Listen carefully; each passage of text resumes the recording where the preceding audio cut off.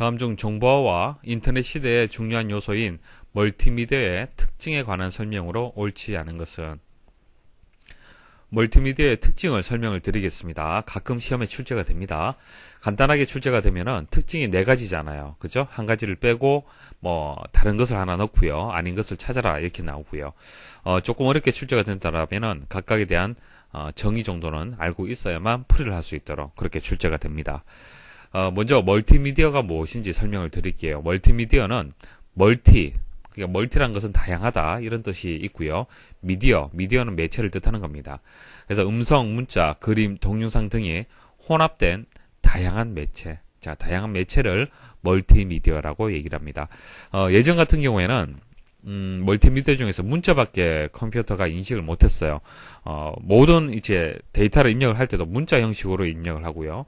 결과도 문자 형식으로 해서 볼 수가 있었습니다. 하지만 지금은 멀티미디어 이런 다양한 매체를 통해서 컴퓨터가 처리하고 결과를 또 보여줄 수도 있습니다.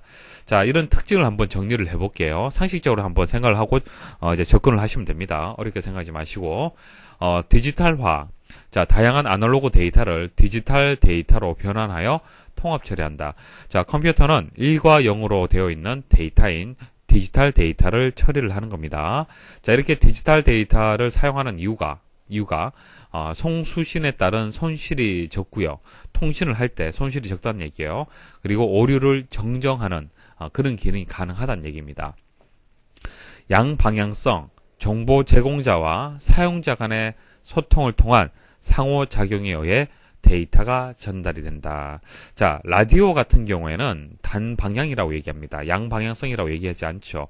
방송국에서 사용자에게 보내면은, 청취자에게 보내면은, 청취자는 일방적으로 받는 역할밖에 못하죠.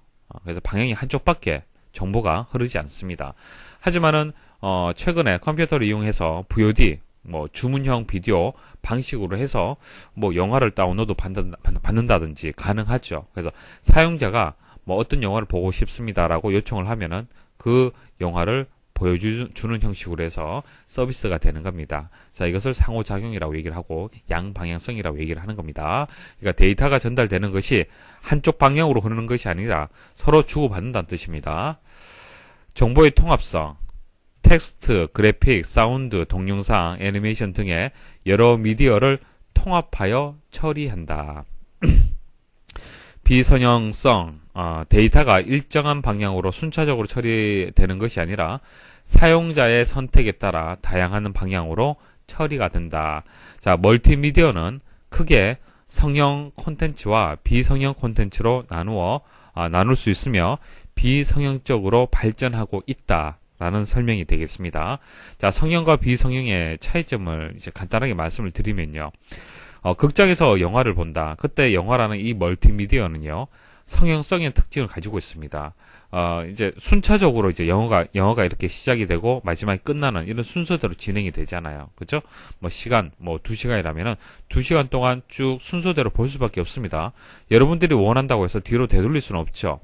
하지만은 영화를 다운로드 받아서 컴퓨터를 통해서 그 영화 재생기를 통해서 탐색을 하면서 영화를 볼 수도 있겠죠. 다운받은 영화 같은 경우에는 앞에 내용을 보다가 뒤에 내용을 잘 모르겠다. 그러면 되돌리기 하면 되고요.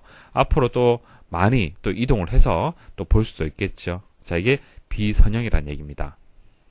멀티미디어의 특징이 아닌 것은 1번이 정답이 되겠네요. 데이터가 다양한 방향으로 처리되는 것이 아니라 일정한 방향으로 순차적으로 처리가 된다라고 했는데 아니죠.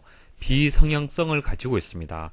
데이터가 일정한 방향으로 순차적으로 처리되는 것이 아니라 사용자의 선택에 따라서 다양한 방향으로 처리가 되는 겁니다. 그래서 1번이 정답이 되겠습니다.